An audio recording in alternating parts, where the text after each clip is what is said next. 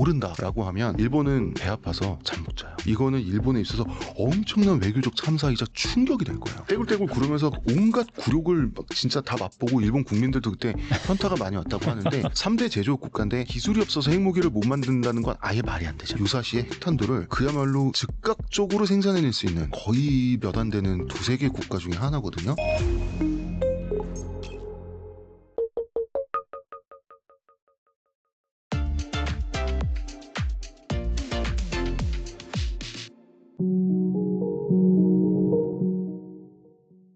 홍대선 작가님 모셨습니다. 안녕하세요. 안녕하세요. 네, 또 작가님 모시고 여러분들이 궁금해하시는 또 한국인의 특성, 역사 그리고 최근 이 지정학과 관련돼서 한번 대화 나눠보도록 할 텐데 최근에 한미 정상회담이 있었죠. 여기에서 트럼프 대통령이 뭐 여러 가지 발언을 했지만은 특히나 이 주한미군 부지의 소유권을 요청을 해서 논란이 되기도 했는데 이 트럼프의 의도는 무엇이었을까요?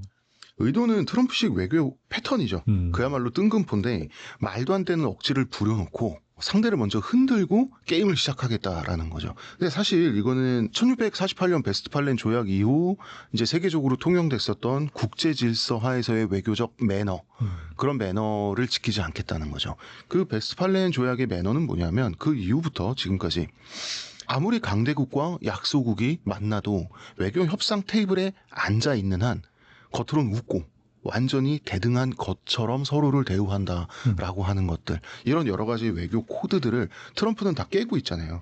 즉 이런 좀 뭐 나쁘게 말하면 웃는 얼굴로 포장되고 좋게 말하면 지금까지 굉장히 그 매너적으로 발달해왔던 그런 외교적 룰을 트럼프가 바꿔서 아주 날것의 도박판으로 만들겠다.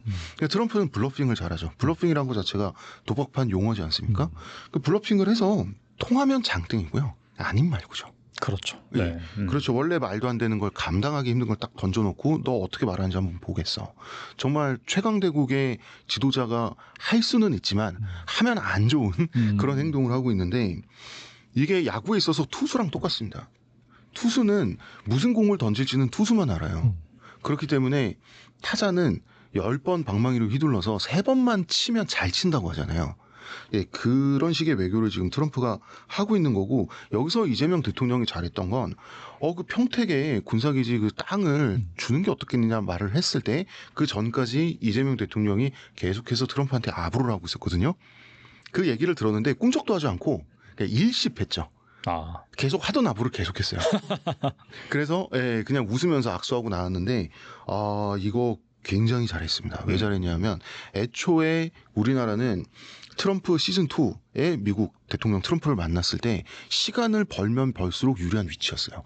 애초에 왜냐하면 원래는 그 자리에 윤석열이 가서 당할 그런 포지션이었는데 트럼프 대통령이 당선되고 나서 취임하기 전에 우리나라 계엄 사태가 터졌잖아요. 그래서 우리나라는 이 사람이 이제 탄핵되고 그다음에 다시 이제 조기 대선을 하고 새 대통령이 취임을 하기 전까지 공백 기간이 있었단 말이에요. 그래서 한국을 본보기로 때릴 수가 없었죠. 젤렌스키, 우크라이나, 혹은 이제 이시바 총리, 일본 같은 경우를 먼저 본보기로 때리면서 그 이제 유럽과도 척을 지고 수십 개 국가들과 얼굴을 붉히는 사이가 되면서 미국은 많은 국가들을 성공적으로 괴롭히는 데도 성공했지만 또 한편으로는 실패와 성공을 같이 했죠. 고립됐고 욕먹었고 다른 국가들끼리 손을 잡고. 그러니까 시간이 지나면 지날수록 미국은 원래 있었던 강력한 동맹이었던 지금 공석 상태에 있는 한국과 잘 지내야 될 필요성이 점점 강해지잖아요. 그 상황에서 드디어 새로운 한국 대통령을 트럼프가 만나게 된 건데 이번에 트럼프의 체면을 제대로 세워줬단 말이에요. 이재명 대통령이. 그러면서 역시나 또 시간을 끌고 왔어요. 상처 하나 입지 않고 웃는 얼굴로 악수하고 나왔는데 그 방위비 협상이라든지 그다음에 뭐 이런 것들에 대해서 그 확답을 주지 않는데 성공하고 나왔죠. 그러니까 시간을 우리가 벌어서 지금까지 유리하게 돼서 일본과 다른 협상 결과가 나온 건데 시간을 또 벌었죠. 잘했죠 뭐. 그러니까 계속해서 작년부터 이 주한미군의 전략적 유연성 얘기가 나오면서 주한미군이 결국에는 감축될 것이다. 그런 얘기가 나왔었거든요. 네. 이번에 트럼프가 이 평택기지 소유권을 달라는 것 자체가 그만큼 미국 입장에서 이 한반도가 중요하다는 것을 좀 방증한 것이 아닐까 생각하는데 어떻게 보세요? 당연히 중요하죠. 당연히 중요하고요. 어쨌거나 6.25 전쟁 때 미국은 자국민을 한반도 땅에서 수만 명을 잃었어요. 미국은 자국민 수만 명이 죽은 땅을 포기할 수 있는 나라가 아니에요. 미국이란 나라는 그런 속성이 없습니다. 그리고 한반도가 중요했던 이유는 과거에는 당연히 냉전 때문에 유라시아 대륙의 서쪽 끝으로 가보면 독일, 프랑스, 영국 이런 나토 국가들이 미국의 스폰을 받아서 소련 혹은 러시아의 서진, 서쪽으로의 진격을 막는 역할을 했죠. 예, 그렇지만 다시 아시아 동쪽 끝으로 와보면 이거는 단지 소련 혹은 러시아가 아니잖아요. 소련, 중국, 북한까지. 이 동쪽 경계선을 나토처럼 수십 개국이 분담하는 게 아니라 우리가 독박을 썼죠. 그렇기 때문에 우리가 독박을 썼기 때문에 왜냐하면 일본은 바다 건너 있잖아요. 우리가 독박을 썼기 때문에 한국, 일본, 대만 중에 우리나라 남자들만 다 군대를 갔다 오죠. 이런 독박을 써 왔는데 지금은 이제 주한미국의 존재 이유가 명목상으로는 북한이잖아요. 근데 지금 북한일 수가 없어요. 왜냐하면 미국의 2025년도, 2024년도구나 글로벌 파이어 파워의 집계에 따르면 재래식 전력을 기준으로 했을 때 핵 빼고 우리나라가 세계 5위 군사력이라고 하잖아요. 맞아요. 네. 그래서 아니 우리나라가 언제 이렇게 강대국이 된 거야? 하고 외국들을 보면 우리나라가 지금까지 군사력을 열심히 키워온 것도 맞지만 이제 주로 이제 기존의 열강들, 유럽 국가들, 영프, 독 이런 나라들이 관심이 없었던 것도 맞물려 있어요. 그렇죠. 네. 그래서 이제 우리나라 지금 현재 5위가 됐는데 북한이 세계 5위 군사력 국가를 어떻게 이깁니까? 핵을 쓰지 않는. 근데 핵을 쓸 수도 없죠. 왜냐면 쓰는 순간 북한은 그냥 멸망하는 거니까. 이번에 러우 전쟁에서 잘 나타났죠. 핵을 못 쓴다는 것 자체가. 네. 이번에 러우 전쟁에서 사실은 이런 거죠. 방금 말씀을 굉장히 잘하셨는데 이번에 러우 전쟁에서 우크라이나가 국경선을 넘어서 러시아 본토로 진격하는 결정을 내리기까지 3년 가까이 걸렸잖아요. 왜냐하면 우크라이나도 장담을 할 수가 없는 거예요. 우리가 정말 치명적인 도발을 감행했을 때 우리 국토 내에서만 싸우는 게 아니라 우리도 러시아 국토에 쳐들어갔을 때 러시아가 핵을 쏠 수 있는지 없는지 우크라이나는 확신할 수가 없었어요. 그렇죠. 테스트 해본 거죠, 사실. 그런데 이 전쟁이 시작되고 3년 동안 러시아도 러시아대로 엄청 꼬라박고 있는데 아직까지 핵을 못 쓰는 거라면 러시아는 본토에 직접 쳐들어가도 못 쓰는 게 맞겠구나라는 확신을 얻게 된 거죠. 맞아요. 그 확신을 얻게 될 때까지 3년이 걸린 거예요. 그러니까 사실은 그렇기 때문에 핵을 갖고 있어야 되는 거예요. 상대가 그런 확신을 얻기까지 3년 동안 희생을 감내해야 되기 때문에.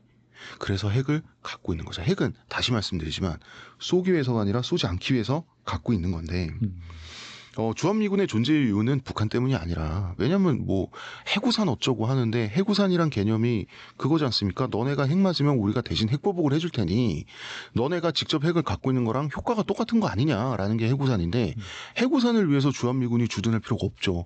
핵이라고 하는 건 잠수함에서 SLBM으로 쏴도 되는 거고 괌에서 쏴도 되고 일본에서 쏴도 되고 미국 본토에서 미사일을 날려도 북한까지 가요. 주한미군이 존재하는 이유는 현재는 정확하게 중국 때문이죠. 중국을 압박하기 위한 겁니다.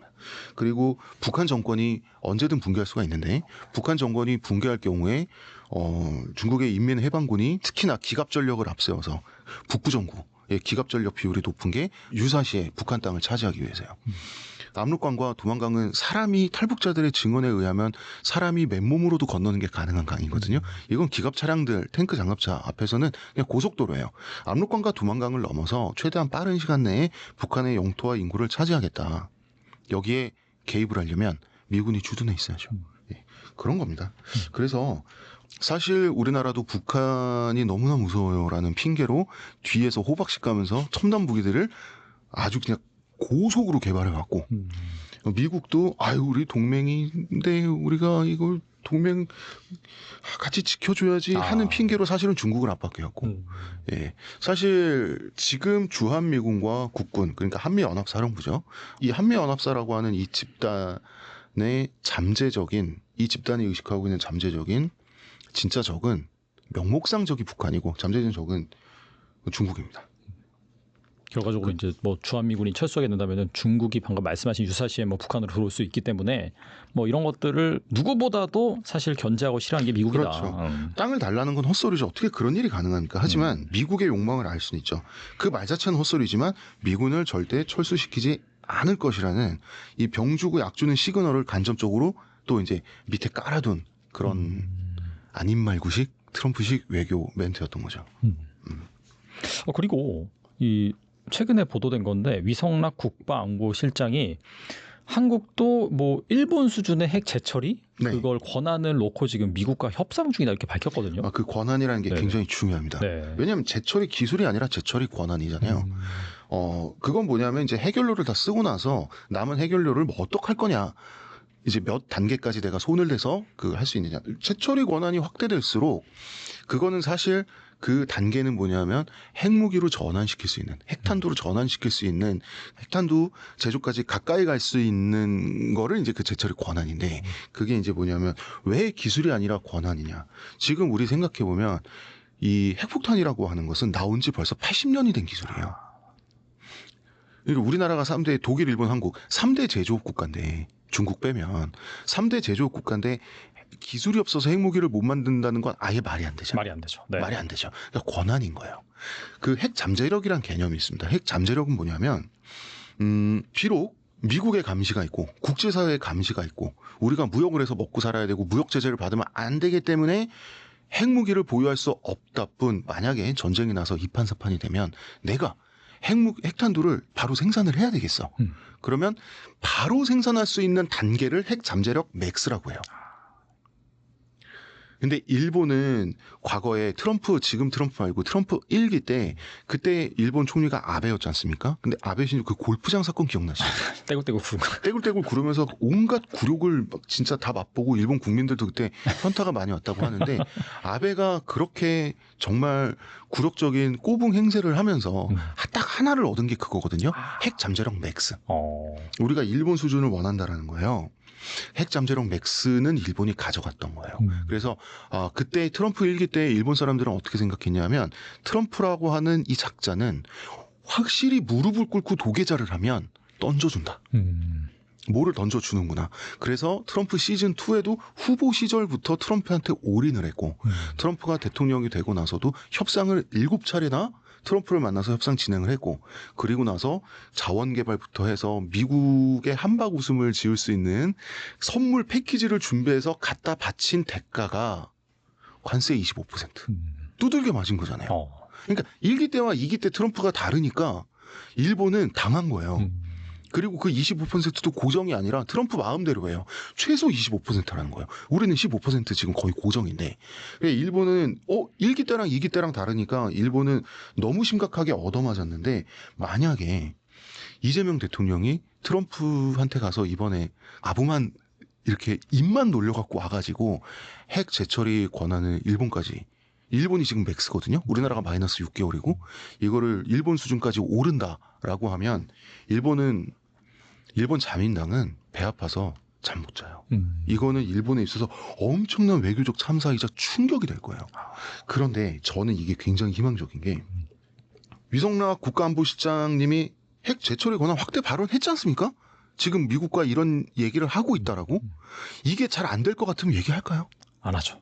되게 민감한 문제니까. 네. 민감한 문제니까 괜히 했다가 안 되면 그 정권 지지율만 떨어지고 그런데 이런 얘기를 했다는 것은 분명히 유의미한 얘기가 진전되지 않고서는 그래서 왜 그런 거 있잖아요. 정상회담은 다 정해놓고 만나는 거라고.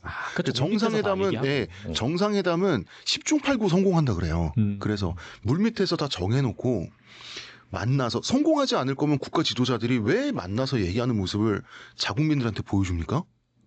그래서 정상회담은 이미 성공하기로 결정돼 있다라는 말이 있잖아요. 그런데 이 말이 먼저 나왔다는 게 지금 우리가 핵 잠재력 맥스까지 갈 가능성이 그렇지 않을 가능성보다 매우 높아졌다. 우리는 제조 능력이 탁월하기 때문에 한국은 굉장히 특이한 선진국이에요. 이쑤시개부터 최첨단 미사일까지 다 만들어요. 손톱깎이도 만들고 전기차도 만들고 굉장히 이상한 나라인데 우리는 핵 잠재력 맥스가 됐을 때 유사시에 핵탄두를 정말 그야말로 즉각적으로 생산해낼 수 있는 정말 거의 몇 안 되는 두세 개 국가 중에 하나거든요. 그런데 이제 핵 잠재력 맥스 상태는 뭐가 중요하냐. 핵 잠재력 맥스 상태를 갖고 있다가 우리는 평화를 사랑해요. 우리는 한반도 비핵화를 지향합니다. 라는 말만 할 명분은 있죠. 그렇죠. 아직 핵무기 상태는 아니니까. 그렇죠. 단지 핵무기로 곧바로 만들 수 있을 뿐이죠. 원래 핵 보유 국가가 되는데 가장 커다란 난관 중에 하나가 자, 핵탄도 만들었어요. 핵실험까지 하고 그 실험에 성공해야 핵 보유국이 되는 거예요. 핵 보유국이 돼야 핵 억지력을 가지고 인정을 받는 거예요. 그런데 우리나라 핵실험 어디서 합니까? 핵실험에 성공한 국가들 인도, 중국, 사막을 갖고 있어요. 그 다음에 미국은 그 핵실험 비키니 섬에서 비키니 환초에 핵실험했잖아요. 그 무인도예요. 다 태평양 대서양에 무인도들을 옛날에 제국주의 시절에 다 해먹어가지고 영국, 프랑스, 미국 이런 나라들 갖고 있어요. 우리나라 이 좁은 국토 내에서 핵실험을 어디서 할 건데요. 그런데 유사시에 만약에 핵 잠재력 맥스 상태를 갖고 있다가 유사시에 며칠 만에 핵탄두를 뽑아내서 적에게 쏜다면 핵실험이 필요가 없죠. 터지는지 안 터지는지는 적이 몸빵을 해서 우리한테 확인해 줄 거기 때문에 예, 그렇기 때문에 이 핵 맥스 잠재력에 당연히 핵을 직접 갖고 있는 것보다는 못한 상태지만 핵 잠재력 맥스 상태에서의 그 어떤 유사시의 상황 발생이라고 하는 것은 핵실험의 과정을 없애준다. 예, 그런 것도 같이 갖고 있습니다. 그래서 만약에 이게 우리가 성사가 되면 이거는 일본의 거대한 실패가 될 겁니다.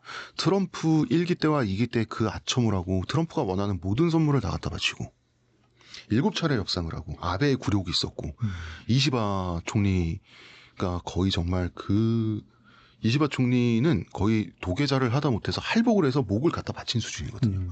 예. 그러고도 한국은 이재명 대통령이 가가지고 한 번 정상회담에서 웃는 얼굴로 악수한 것으로 핵 잠재력 맥스를 똑같이 가져버리면 일본은 난리 나죠. 예. 그래서 그렇게 됐으면 좋겠어요. 일본뿐만 아니라 중국도 상당히 또 부담 가질 수밖에 없겠네요. 우리가 핵 잠재력을 갖추면. 예. 근데 그리고 그 실험을 할 때가 없다. 그래서 사실 다른 국가들이 좀 만만하게 보지 않을까라고 생각할 수 없는 게 실험 안 했다 하더라도 정말 우리가 쏴서 당연히 터질 가능성이 더 높잖아요. 그러니까 함부로 못 하겠네요, 확실히. 그렇죠. 근데 이런 게 있습니다. 우리처럼 핵실험을 할 어떤 공간이 확보되지 않은 나라는 북한도 마찬가지잖아요. 지하 핵실험 시설을 만들어야 돼요. 지하 핵실험 시설을 만드는데 이게 눈으로 보여주는 거랑 달라요. 우리 성공했다는 그 수치를 발표하는 거랑 눈으로 보여주는 게 달라요. 왜냐하면 이 군사의 세계는 정말 블러핑의 세계이기 때문에 정확하게 스펙을 보여주지 않으면 외국에서 안 믿어줘요.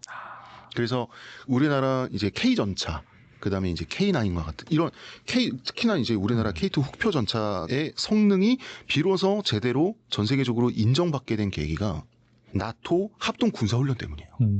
우리가 폴란드에 탱크를 수출했지 않습니까? 이 탱크가 독일제 탱크와 같이 움직이면서 추월을 해버려가지고 성능 면에서 합동 군사 훈련에서 K2 흑표 전차의 서류상 스펙이 다 진짜였네? 그때부터 인정받는 거예요.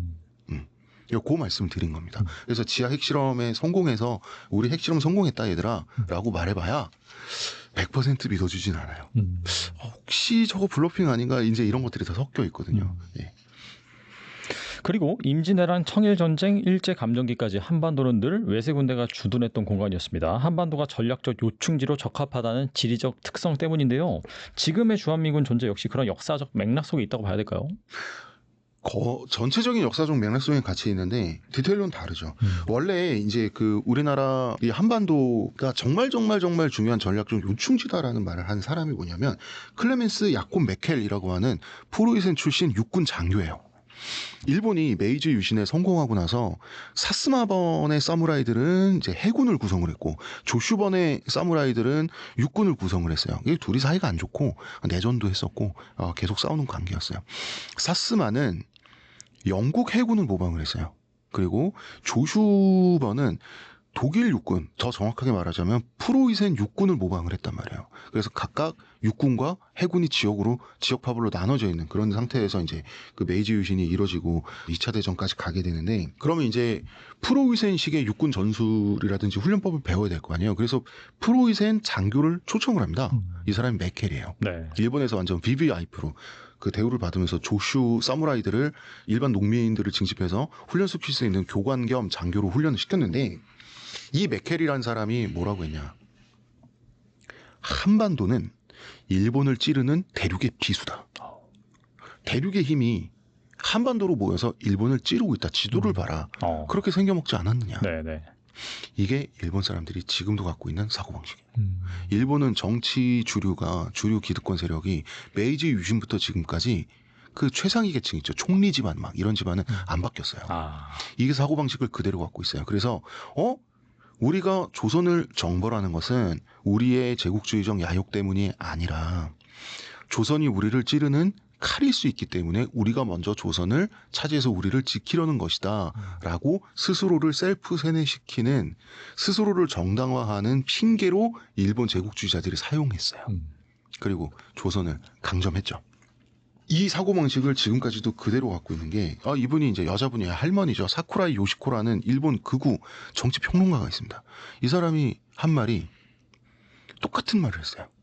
한반도는 일본을 찌르고 있는 형상의 비수다. 그런데 한반도를 일본이 차지하거나 한반도 정세를 일본이 주도할 수 있으면 한반도는 일본이 대륙을 향해 겨누는 권총이 된다. 진짜 재수없지 않습니까? 네? 대화 상대로 여기고 있죠. 일본 자민당의 가장 그 핵심적인 순애들. 이 사람들이 한반도, 우리 남한과 북한을 바라보는 관점은 어떻게 일본의 장기적 미래를 위해서 도구로 쓸까? 어떻게 일본의 장기적 미래를 위협하는 도구로 쓰여질까? 저것들이. 항상 그 생각을 하거든요. 그래서 이제 다시는 일본의 주류 정치 세력이 그런 발상 자체를 하지 못하도록 우리가 사실은 그렇기 때문에 더 강대국이 돼야 됩니다. 그런데 지금 주한미군이 존재하는 이유는 이것과는 약간 맥락이 다르죠. 그건 뭐냐면 당연히 첫 번째는 냉전 체제에서 자유진영 블록의 동쪽 끝에 전선을 담당하기 위해서 거기 주한미군을 알박게 한 거고, 그 다음에 미국이 소련이 붕괴하고 나서 중국이 지금처럼 강대국이 되기 전에 그 공백 기간 동안에 미국 혼자서 세계를 다 해먹는 소위 말해서 일극 체제였지 않습니까? 그럼 미국의 일극 체제에서 자, 지중해 세계가 오랫동안 옛날에 고대 로마 제국의 일극 체제였잖아요.